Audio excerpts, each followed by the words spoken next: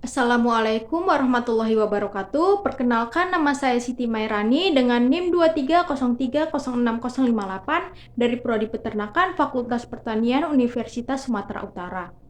Nah, pada video kali ini saya akan menjelaskan tentang metabolisme lipid yang terkait dengan pertama ada pencernaan, penyerapan, dan transport lemak, lalu ada beta oksidasi asam lemak, biosintesis asam lemak, biosintesis triasilgliserol, biosintesis fosfolipid, dan biosintesis kolesterol. Nah, langsung saja ke materi pertama, yaitu pencernaan, penyerapan, dan transport lemak. Nah, sumber lemak ini banyak kita ketahui dari makanan ya. Misalnya ada dari hasil ternak seperti daging, susu, juga olahan susu seperti mentega, keju, dan lain-lain. Nah, jadi awalnya lemak yang kita makan itu akan diemulsifikasi dengan bantuan garam empedu. Nah, lemak itu akan diemulsifikasi dengan bantuan garam empedu di usus halus. Emulsifikasi ini memungkinkan droplet lemak yang besar bisa menjadi droplet yang kecil, sehingga bisa diabsorpsi oleh usus halus. Kemudian diabsorpsi ke dalam sel usus halus bagian luminal, yang nantinya ditransportasikan menuju kapiler. Dari kapiler ini akan dikemas dalam bentuk kilomikron. Nah, kapiler yang ada di sekitar usus halus nantinya akan membesar membentuk vena porta hepatica. Yang selanjutnya, kilomikron yang sudah ada di pembuluh darah akan bersirkulasi ke organ-organ yang membutuhkan. Contohnya, otot dan jaringan adiposa bagian bawah. Nah, kilomikron ini untuk bisa masuk ke sel otot dan sel adiposa itu membutuhkan enzim. Enzimnya namanya LPL atau lipoprotein lipase. Nah, sehingga kilomikronnya bisa melepaskan asam lemak bebasnya. Nah, bentuk kilomikronnya akan menjadi lebih kecil karena sebagiannya udah diberikan ke sel otot dan sel adiposa. Yang tadi kilomikronnya besar menjadi kilomikron remnan atau sisa kilomikron yang molekulnya lebih kecil. Nah, kilomikron remnan ini harus dibersihkan dari peredaran darah dalam jangka waktu kurang dari 2 jam sejak kita mengkonsumsi lemak tersebut. Nah, dari peredaran darah, sirkulasi akhirnya sampai ke hati. Nah, hati akan membersihkan sisa kilomikron untuk dimetabolisme menjadi energi, menjadi produk kolesterol, hormon, dan untuk mensintesis. Nah, selanjutnya, materi kedua yaitu beta oksidasi asam lemak. Nah, proses oksidasi asam lemak merupakan proses yang terjadi di mitokondria, di mana terjadi pada atom karbon beta, sehingga disebut beta oksidasi. Nah, beta oksidasi asam lemak terdiri atas 4 tahap. Nah, tahap pertama yaitu oksidasi awal. Nah, oksidasi awal ini dibantu oleh enzim asil CoA dehidrogenase. Pada tahap ini akan terbentuk ikatan rangkap antara atom C2 dan C3. Sehingga akan dilepaskan 2 atom H dari masing-masing C2 dan C3 yang akan ditangkap oleh FAD, sehingga terbentuklah FADH2. Bisa dilihat pada atom C2 dan C3 yang tadinya masing-masing memegang 2 atom hidrogen, di tahap berikutnya hanya memegang 1 atom hidrogen dan terbentuk ikatan rangkap. Nah, kemudian tahap kedua adalah tahap hidrasi. Nah, tahap hidrasi di sini dibantu oleh enzim enoyl CoA hidratase yang dapat menghidrasi ikatan rangkap trans. Nah, di tahap ini dibutuhkan molekul air atau H2O. H2O nantinya akan berikatan dengan C3 untuk gugus OH-nya. Dan C2 atau 1 atom hidrogennya akan menempel, sehingga nantinya ikatan rangkap akan terbuka antara C2 dan C3. Nih, terbuka. Kemudian tahap ketiga adalah tahap oksidasi. Tahap oksidasi ini dibantu oleh enzim hidroksiasil CoA dehidrogenase. Tujuannya adalah melepaskan dua atom H yang ada pada C3, sehingga nantinya pada C3 hanya akan mengikat oksigen dengan ikatan rangkap. Nih, atom H ini nantinya akan berikatan dengan NAD+, sehingga terbentuklah NADH. Dan yang terakhir adalah tahap tiolisis. Ini tahap tiolisis. Nah, tahap tiolisis ini dibantu oleh enzim beta ketotiolase.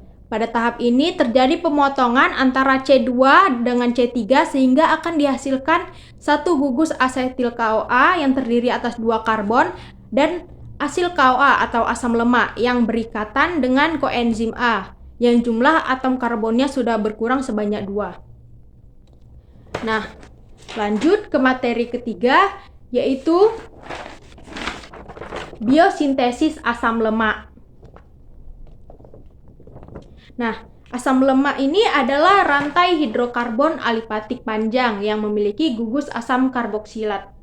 Sintesis asam lemak ini terjadi di dalam sitosol sel. Asam lemak ini disintesis dari perpanjangan asetil CoA. Nah, yang pertama adalah pembentukan malonil CoA dari asetil CoA, yaitu dengan masuknya karbon dioksida dengan bantuan enzim asetil CoA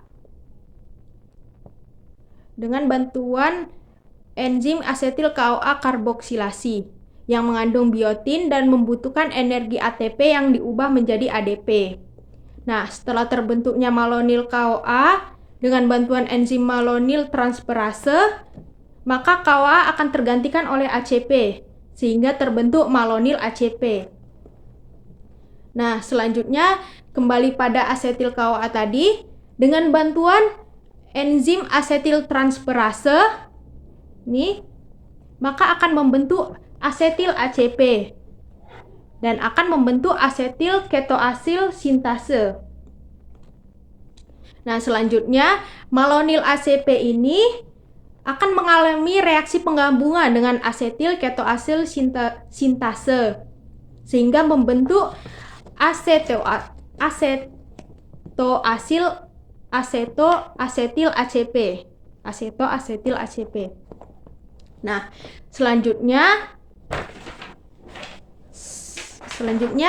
setelah terbentuk senyawa asetil ACP ini, maka akan terjadi reaksi reduksi dengan bantuan enzim beta ketoasil ACP reduktase dan reaksi NADPH menjadi NADP+, maka akan berubah menjadi D-beta hidroksiran ACP dehidrogenase. Nih. Dan selanjutnya akan terjadi reaksi dehidrasi, yaitu pelepasan gugus H2O dengan bantuan enzim beta hidroksiran ACP dehidrogenase. Yang lalu selanjutnya akan terbentuk senyawa alpha beta transbutenil ACP. Nah, maka akan terbentuk senyawa butiril ACP dengan reaksi reduksi dengan bantuan enzim 2,3 trans enoil ACP reduktase dengan energi NADPH menjadi NADP+. Setelah terbentuk senyawa butiril ACP ini, dengan melakukan reaksi yang tadi dari awal tadi berulang-ulang sebanyak 6 kali reaksi, maka kita akan menghasilkan palmitoil ACP. Palmitoil ACP ini bereaksi dengan H2O dan akan membentuk senyawa fatty acid palmitat. Ini adalah bentuk akhir dari reaksi sintesis asam lemak. Nah, selanjutnya materi keempat yaitu biosintesis triasil gliserol. Nah, triasilgliserol atau biasa disebut dengan trigliserida merupakan lipida cadangan yang dapat disintesis secara aktif dalam jaringan sel hewan dan tumbuhan, terutama di dalam sel lemak dan sel hati hewan mamalia. Pembentukan triasilgliserol terdiri dari 4 tahap reaksi.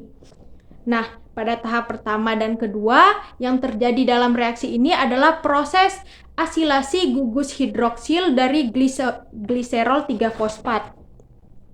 Nih. Nah, tahap reaksi pertama menghasilkan asam lisofosfat.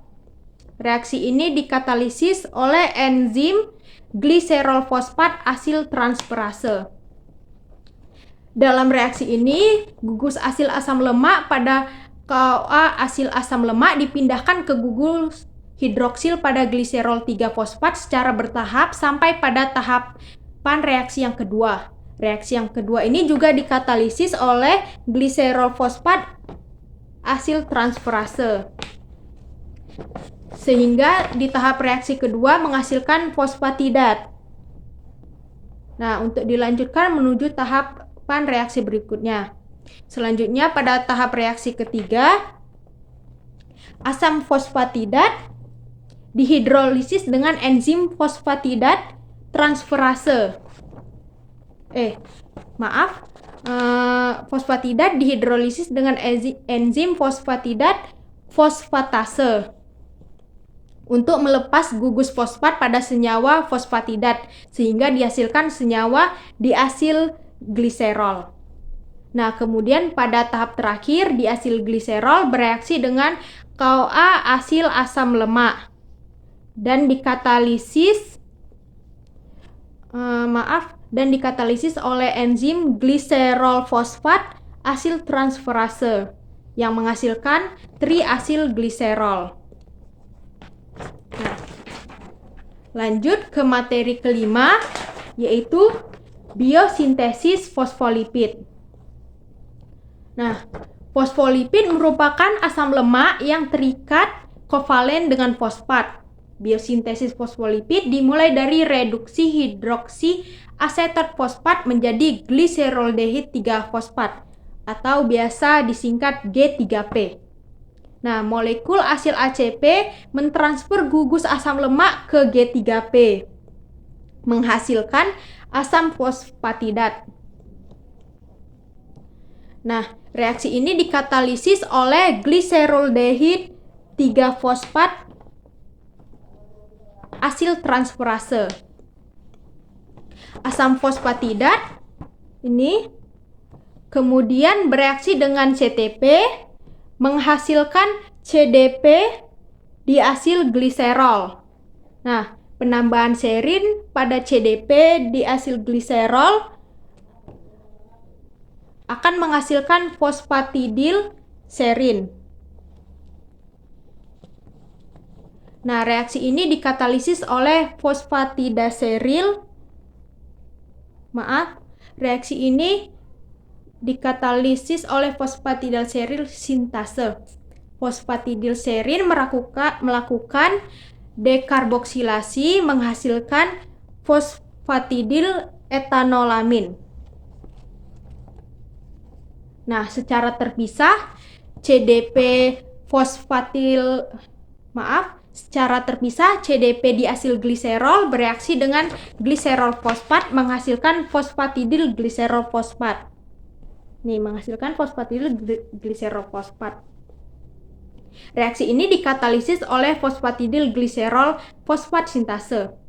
Nah, hidrolisis fosfatidil gliserol fosfat menghasilkan fosfatidil gliserol dan melepaskan fosfat. Reaksi ini dikatalisis oleh fosfatidil gliserol fosfatase. Dua molekul fosfatidil fosfat bereaksi menghasilkan kardiolipin. Nah, reaksi ini dikatalisis oleh kardiolipin sintase. Nah, selanjutnya materi terakhir yaitu biosintesis kolesterol. Reaksi kolesterol dibagi menjadi 3 tahap. Tahap pertama, asetil KOA menjadi isopentenyl difosfat, yang mana terjadinya proses kondensasi 3 molekul asetil KOA secara berturut-turut dengan katalis asetoasetil KOA tiloase dan HMG KOA sintase.